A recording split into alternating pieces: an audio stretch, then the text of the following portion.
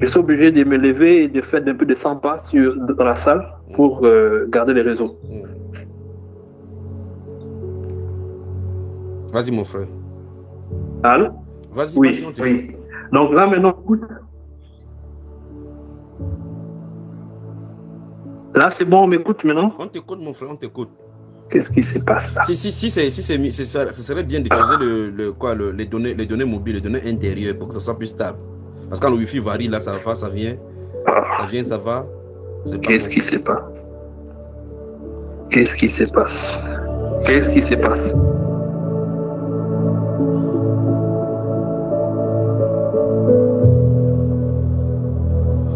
« 2026 n'est pas 2025. » Vous dis-je. 2026 n'est pas 2025. Frère Franck, tu es là, tu es à la technique, on me signale que tu es revenu. Là, c'est bon maintenant. Je pense que c'est bon. Vas-y alors. Je pense que c'est bon. Ok. Tu étais au point où tu avais fini, vous avez fait des années avec le jeûne. Et puis, quand vous êtes sorti, j'ai donné l'instruction d'arrêter de manger pour reprendre des formes. Tu voulais expliquer quelque chose. Voilà. Voilà, je voulais expliquer quelque chose. Que si le Seigneur, puis Dieu t'a poussé à nous dire ça, moi, toujours une approche, lorsque j'analyse la manière dont Dieu fonctionne, j'ai toujours une approche un peu spirituelle des choses. Et je savais, avec le temps, j'ai compris que c'était pour apprendre, moi personnellement, c'était pour m'apprendre quelque chose de très pointu dans ma marche avec le Seigneur. Bon, il a permis que je vive ça, c'est-à-dire que je suis resté plusieurs mois sans jeûner, mais automatiquement, j'ai commencé à ressentir de la lourdeur. Très bien. Sur le plan spirituel. C'est vrai que je ne mangeais pas trop, je mangeais normalement. Et je ne mangeais que quand j'avais faim, mais le fait simplement que je reste plusieurs mois sans jeûner, ça a eu vraiment un impact sur moi en fait, sur moi. Et j'ai dit au Seigneur, mais attends, mais qu'est-ce qui m'arrive? Je n'arrive même plus à faire ça, qu'est-ce qui m'arrive? Alors, bref, c'est après quelques jours après, je me suis un peu, j'ai recommencé à espérer au Seigneur pour que les choses puissent aller comme il veut que les choses donc se fassent. Mais ce que j'ai appris, c'est que la vie des jeunes nous permet, nous les serviteurs de Dieu, ou encore les enfants de Dieu, la vie de jeûne et prière nous permet franchement de traiter les désirs de la chair. Parce que si on ne le fait pas, on sera rempli d'autres choses. La chair va prendre le dessus. Parce que tant qu'on est dans ce corps charnel vendu au péché, la chair va toujours chercher à prendre le dessus sur nous. Toujours à prendre le dessus sur nous. Et c'est ça qui fait que on peut prendre des résolutions pour l'année. Oh, je vais faire ça, je vais m'engager à faire ça. Mais si on oublie cet aspect-là, on ne peut pas s'en sortir seul. Il y a le Seigneur qui peut nous aider à sortir. Donc, il est vraiment capital, comme j'ai pu voir avec les temps qu'on a passé même dans la communauté. J'ai vu que lorsque tu as lancé le programme de 3 jours de jeûne à sec, lorsque le programme a été lancé, moi, je m'étais déjà engagé sur le plan professionnel à faire un travail très, très physique. Et j'avais déjà pris un rendez-vous parce que le rendez-vous était le samedi Je devais rencontrer des gens, des clients le samedi. Le jeûne à sec, je n'aime pas le faire en étant distrait. Je n'aime pas m'engager dans ce jeûne-là lorsque je suis dans les occupations. Parce que ça, c'est mon niveau. Je ne parle pas pour tout le monde. Je parle pour le Seigneur travaille à mon niveau. Parce que j'ai vu le fruit du fait que lorsque je m'enferme pendant 3 jours sans manger ni boire dans une part, il y a beaucoup plus de résultats que lorsque je suis dans les activités.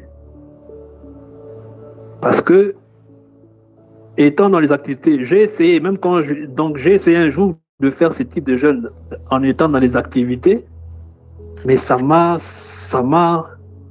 cassé. Donc, je n'arrivais même plus à faire mon travail. C'est-à-dire que, donc, le Seigneur me dit que il faut que tu choisisses ton travail ou moi. Il faut que tu choisisses. Ces jeûnes-là, ce sont des jeûnes de consécration.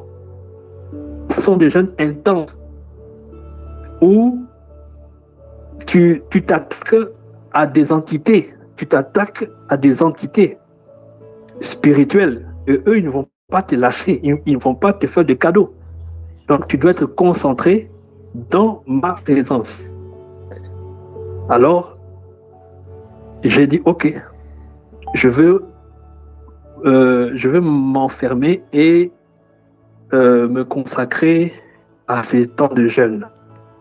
Donc, j'ai commencé à avoir cette habitude-là. Lorsqu'il y a ces moments de jeûne à sec, je m'écarte de formes de distraction.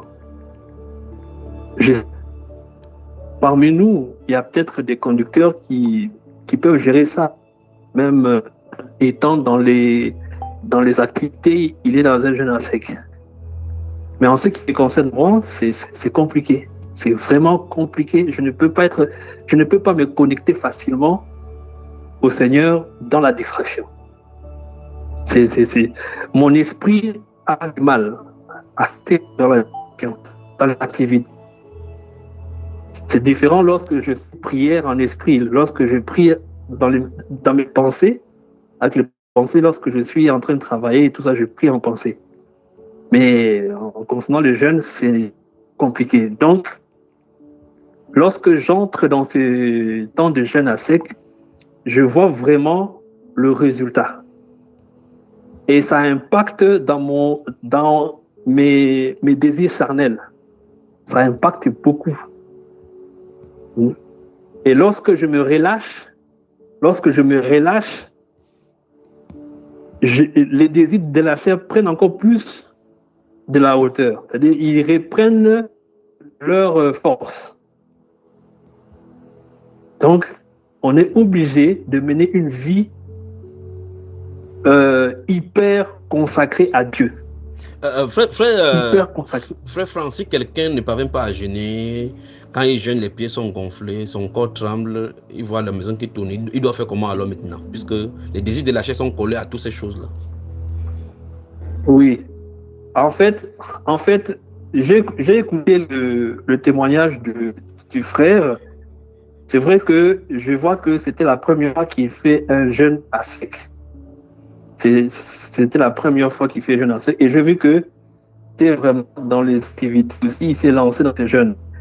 Alors, le Seigneur était en train de m'enseigner quelque chose à l'époque, quand j'avais commencé. Il me disait que il faut toujours te préparer. Il faut toujours te préparer à entrer dans un jeûne de longue durée, un jeûne à sec. Il faut toujours préparer ton corps à ça. C'est-à-dire que ton style de vie, ta manière dont tu manges, ta manière dont tu te disciplines dans ton quotidien, tu es en train de te préparer à entrer dans cette atmosphère à sec. Parce que quelqu'un qui a l'habitude de manger à tout moment, son corps est habitué de manger tout le temps. grignoter, à tout le temps, à tout moment, tu es en train de manger. Le jour où tu vas demander à ton corps de ne plus manger pendant 3 jours, alors là, il va te montrer que non, ça ne se passe pas comme ça. Ça ne se passe pas comme ça. En fait, notre style de vie quotidienne nous prépare même à entrer en connexion avec le Seigneur lorsqu'on se présente. Quelqu'un qui a des problèmes de santé lorsqu'il fait des jeûnes à sec, ça montre que son corps n'a jamais été habitué à ça. Et en plus, au départ, c'est ce que je disais tout à l'heure, que lorsque tu n'as pas la volonté, ou tu n'as pas la volonté, mais on t'a imposé ça, et tu le fais malgré toi, alors là, ça sera encore plus dur. Tu vas vivre des choses qui vont te traumatiser. Frère Franck, dans son cas, qu'est-ce qu'il doit faire? Si les gens nous écoutent, ils sont dans ces cas-là. Dans ces cas-là, je ne veux même pas qu'il aille à l'hôpital. Il a son médecin personnel. Lorsque tu sens des problèmes dans ton corps, c'est que c'est le corps qui réagit par rapport à l'état de... aux nouvelles données. Aux nouvelles données. À l'état de nouvelles données que tu lui as imposées. Le corps réagit. C'est tout à fait normal. Mais le frère croit qu'il peut mourir. Il croit qu'il peut mourir. Et vous laissez sa femme et ses enfants comme ça, avec tous ses projets. Donc, maintenant, il faut que la personne, dès le départ, ait la volonté de faire ce jeûne et vraiment le désir de faire ce jeûne. Même s'il voit ces choses-là, il va s'en remettre à Dieu. Il va s'en remettre à Dieu et continuer donc continuer dans cet exercice. Moi, ça m'est arrivé à plusieurs reprises. Il y a des moments où, en plein jeûne à sec, tu as une diarrhée qui t'attaque, qui t'attaque. Tu fais des va-et-vient dans les toilettes. Pourtant, c'est le nettoyage. Oui, et pourtant, c'est le nettoyage. C'est les esprits qui partent. Les esprits qui partent. Parce que le jeûne à sec, c'est un jeûne qui secoue le monde spirituel. Qui secoue les entités qui sont derrière nos désirs charnels. Donc, c'est quelque chose vraiment qu'il faut aimer et qu'il faut désirer. Parce que il y a donc l'une des meilleures manières dont Dieu nous dépouille des désirs de la chair, c'est au travers de ce type de jeûne. Oui, absolument. Des fois, tu vas faire, moi, des fois, il m'arrivait de faire des diarrhées terribles. Des fois, tu vas commencer à vomir. Tu fais que vomir. Des fois, tu as des maux de tête, des céphalées. Des fois, donc ton corps est secoué. Je me souviens, je l'avais même fait, donc j'avais fait un témoignage il y a longtemps que j'avais un esprit de peur en moi qui a commencé depuis l'enfance. Et c'était aussi mélangé avec la timidité. Mais à chaque fois que j'étais en face d'un défi, j'avais peur. Chaque fois, j'avais le trac, quelque chose. Donc, comme on dit, voilà, la boule au ventre. Mais cette boule-là, réellement, c'est spirituel, ça existe, c'est un esprit. Et le jour où j'étais dans un jeûne assez fort, le 3e jour, quand je me lève pour aller ouvrir la porte pour mon épouse pour qu'elle aille au travail, je sens que la boule commence à monter et qui quitte mon bas-ventre, commence à monter jusqu'à arriver à mon cou. Ça commençait à faire gonfler mon cou et je suis allé vomir. Je vomis, je vis donc une boule blanche grouillante qui est sortie. Frère Franck. Et automatiquement, l'Esprit de Dieu me dit, oui. permets-moi de dire que quand vous voyez dans la Bible, dans le livre de Luc, où le Seigneur Jésus dit que qu'on fasse attention à la boulimie, à cette table-là, manger et de boire, toutes les choses, il faut signaler cela aux gens, que les gens comprennent. Tout ce qui est interdit à la Bible, il y a des démons attachés derrière. Dès que vous allez dans la désobéissance, ça lui donne le droit de vous prendre. Il y a des gens qui ne parviennent pas à jeûner. Et le démon de la nourriture, enfin pas de démon de la nourriture, le démon de la gloutonnerie, appelons-le comme ça là, le démon qu'on appelle gourmand, quand lui il est à l'intérieur de toi, il ne te brusque pas trop. Tout ce qu'il fait, c'est faire tout et tout pour se connecter avec ta pensée et te donner des suggestions. Voilà la seule façon de séduire. Il se connecte à ta pensée et te donne des suggestions. Chaque fois que tu penses que c'est toi qui en as des verres.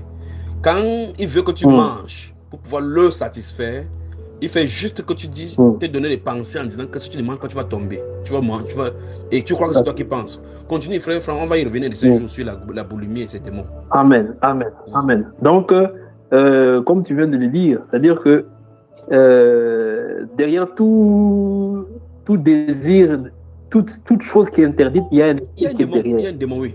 Et ce jour-là, il me fait comprendre que je t'ai délivré de la peur. Et depuis ce jour-là, je n'ai plus peur de quoi que ce soit. Amen.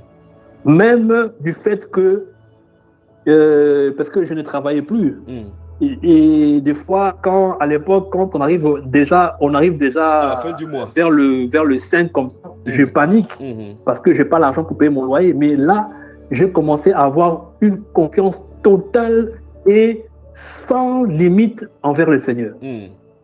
Et aujourd'hui, où je vous parle maintenant, aujourd'hui, le Seigneur s'arrange à payer mon loyer autant qu'il faut. Il s'arrange à me donner la nourriture autant qu'il faut. Il s'arrange, c'est-à-dire que je ne lutte même pas. Des fois, mon épouse me dit, mais comment tu fais? Je dis, non, je ne peux pas paniquer. Je vais paniquer pourquoi? C'est lui qui se charge de payer le loyer, l'école des enfants, la nourriture, le transport, le carburant, tout. Il s'arrange. C'est-à-dire, il crée des situations où il te connecte à quelqu'un, pouf, tu as un travail, tu travailles, on te paye et tu as l'argent. C'est comme ça que le Seigneur maintenant fonctionne avec moi, parce que j'ai appris à lui faire confiance à 100%. Mais il fallait d'abord qu'il m'enlève la peur. Qu'il m'enlève la peur. Et je me souviens le jour où je lui ai demandé, quand j'ai pris conscience que j'avais ce problème, je lui ai demandé, enlève-moi la peur. Enlève-moi la peur. La peur j'avais même peur aussi de gêner à l'époque. Peur de gêner, parce que je me dis, comment je vais faire? La peur même de gêner. Tu vois, frère Franck, tu viens de dire que j'avais peur. Tu vois que cette chose-là est intégrée dans ton être au point où tu crois que c'est ta nature qui en a de vouloir, alors que c'est cette chose-là, cet être-là qui est là, qui t'instigue ça et te suggeste là. La preuve, te voici toujours, tu n'as plus peur. Donc, ça veut dire que la chose qui te donne l'instigation de cet état-là a été ôtée. Et maintenant, tu es marié, épousé. Tu es fondu à un autre état, de telle façon que s'il y a les situations à l'extérieur, tu n'as plus cet état-là, parce que c'est eux qui créent cette panique-là pour que tu manques de foi et donc manques de confiance au Seigneur. Donc en fait, le point essentiel, c'est que quand ces choses sont intégrées à nous, ils sont tellement habitués à nous au point où on croit que c'est notre nature. Tu vois cela? Au point où on utilise l'expression, j'ai eu une de ces peurs au ventre. Tu vois? Pourtant, c'est un être. Je comprends, je comprends. Amen. Amen. En tout cas, là, tu as encore éclairci ma lanterne et je rends grâce au Seigneur. Franchement, je rends vraiment grâce au Seigneur. C'est pour cela, mon frère, c'est pour cela qu'il dit chaque fois que les gens ne disent pas, j'ai ma maladie, quand je gêne, j'ai mon mal de ventre qui est habituellement là. Je vais raconter une histoire que j'ai déjà racontée ici, dans des enseignements. Quand j'étais à l'université, je crois, c'était en 2008, quand je venais de Clou, j'étais encore tout feu, tout flamme là. J'habitais chez un ami, comme je passais mon temps à squatter. J'ai pas de là derrière nous.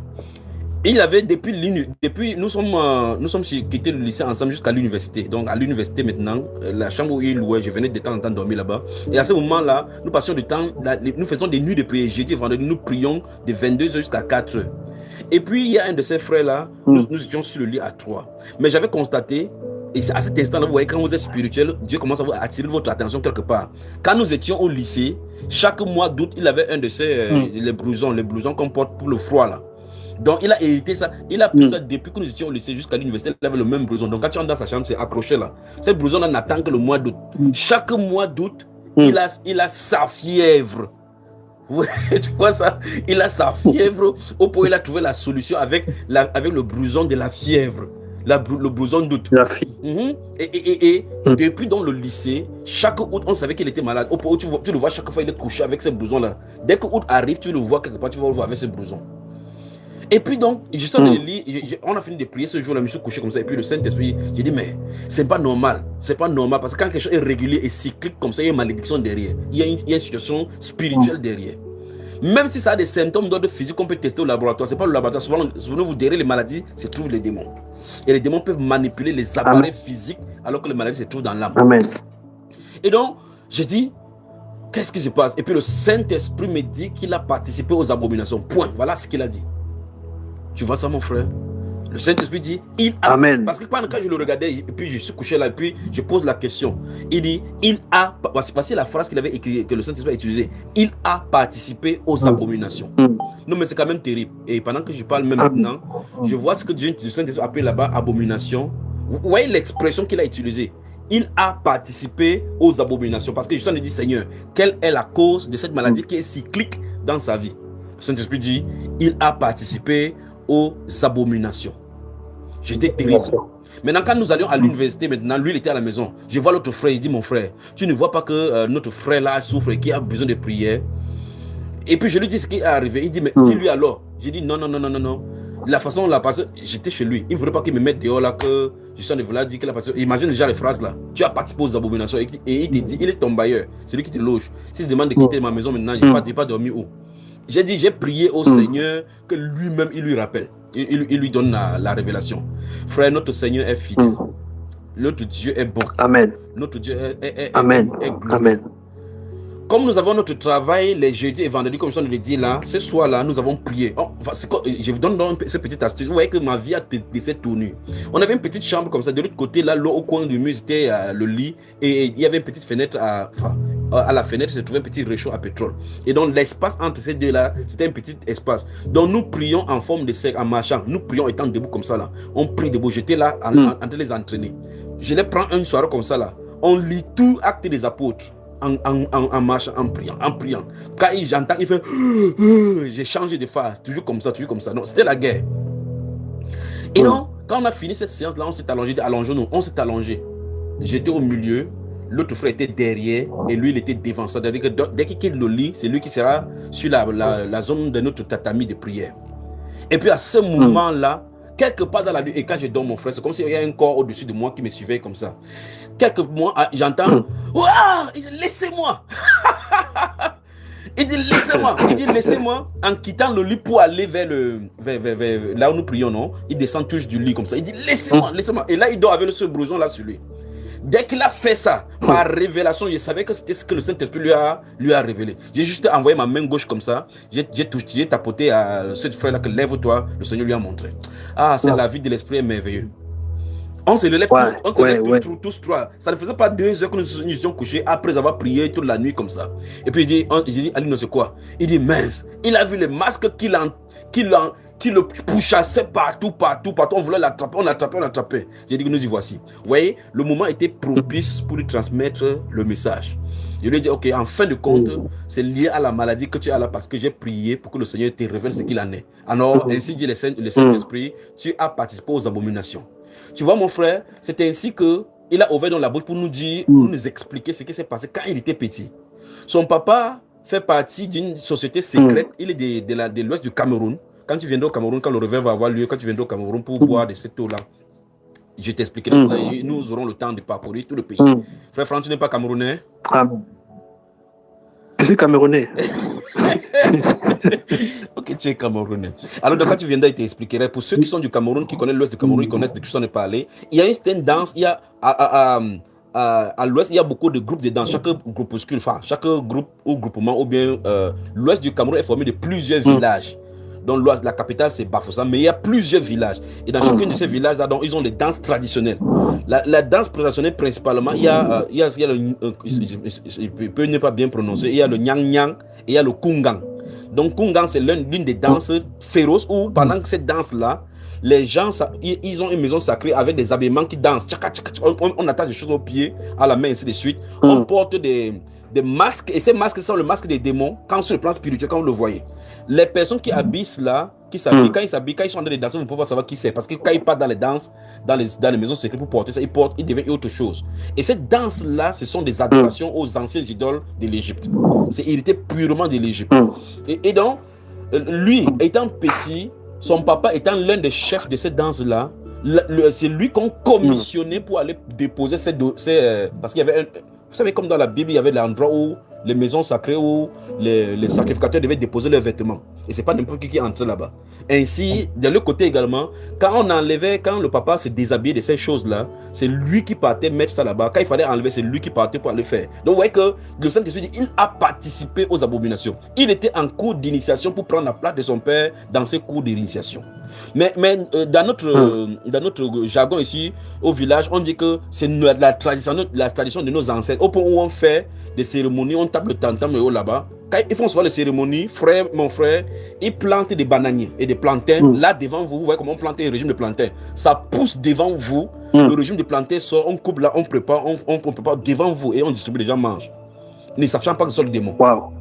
Alors c'est terrible. Et donc quand le Saint-Esprit a dit qu'il a participé aux abominations et qu'il a crié ainsi, et quand je lui ai posé la question, qu'est-ce qu'il en est, les masques, qu'est-ce que tu as à voir avec les masques, c'est là où il a expliqué que quand il était petit, son père qui disait cela, qui faisait ça. Oh, tu vois que quand il est à l'université, le Saint-Esprit, le fait que le Saint-Esprit l'a appelé à l'œuvre depuis l'éternité, ça fait que son être spirituel est incompatible avec les tentatives d'initiation qu'on fait avec lui. Ça crée la maladie. Dès qu'il a dit ça, frère, depuis ce soir de ce jour de 2008 où nous avons prié, il n'a plus jamais eu de palu jusqu'à présent. Chaque fois que nous le voyons, quand il vient à la maison, il n'a plus jamais eu de palu. C'est terrible. Amen. Vous voyez cela? Donc, qu'est-ce que je suis en train de faire? Lui, s'il dit, donne-moi le blouson pour mon palu, tu vois, il va dire le palu parce qu'il ressent les sensations normales comme le palu. Comme le paludisme, comme vous avez là, il grelotte, il chauffe un peu vers 16 h. Là, le matin, ça va. Il enlève le blouson, il dépose. C'est le soir. Ça commence toujours vers 16 h comme étant le paludisme, effectivement. Mais ce paludisme est traité par un esprit. Le point essentiel, c'est la confession. Notre confession doit changer. Ne prenez pas la maladie comme votre héritage. Dieu nous a donné la bonne santé en Christ Jésus. Quelle que soit la maladie qui est sur vous, qui est suggérée par vous, dites maladie, ce corps, tu es étranger à ce corps. Ne dites pas ma maladie. Quand vous le faites, vous l'appropriez. Ce que vous devez approprier, c'est l'héritage que nous avons en Christ. L'apôtre Paul, mon grand frère, dit qu'il faut qu'on comprenne l'héritage, la profondeur, la longueur, la profondeur que nous avons. Et cette sagesse-là, l'héritage que nous avons qui attend les saints. Dans l'héritage qui attend les saints, il n'y a pas de maladie. Donc cette mentalité-ci doit changer en 2026. D'accord, mon frère Franck? Amen. C'est pour ça qu'il parle de la confession en disant que quand ces choses sujet que j'ai, alors la maladie, enfin, la nourriture ne doit pas nous suggérer, nous dominer, ainsi de suite, ainsi de suite, ainsi de suite. La maladie encore moins. Vous remarquez que vous restez comme ça, vous n'avez pas de problème. Mais dès que vous jeûnez, vous voyez comment c'est comme si votre glycémie, on appelle ça glycémie, en train de faire comme si vous allez mourir. Vous n'allez pas mourir. Si ces caps-là traversent, vous résistez. Vous avez vaincu ces choses-là. Quand ça fait comme ça, là, parlez à ce qui a d'exister là. Vous dites que tu manques Satan, tu ne peux pas me tromper. Je connais qui tu es. Mon corps est le temple du Saint-Esprit. Le Saint-Esprit ne donne pas les vertiges. Le Saint-Esprit ne donne pas les maladies. Et puis vous commencez, vous entendez la douleur dans le bas-ventre. C'est là où les règles douloureuses commencent. Ma règle est très aiguë. On a dit que la science a dit que... Et là maintenant tu commences à entendre l'héritage et les promesses de la science plus que l'héritage de la Bible. Un spécialiste de gynécologie a dit que quand ça fait comme ça, si je ne veux pas, mon rein va se couper. Ah bon? Continue mon frère Franck. Continue. En tout cas, exactement mon frère Junior. Donc... tu as dit quelque chose de très important. Quand je suis ton témoignage, je retiens que l'état d'esprit est très important. L'état d'esprit, la confession qu'on a par rapport aux circonstances qu'on voit lorsque nous sommes dans cet exercice donc du jeûne.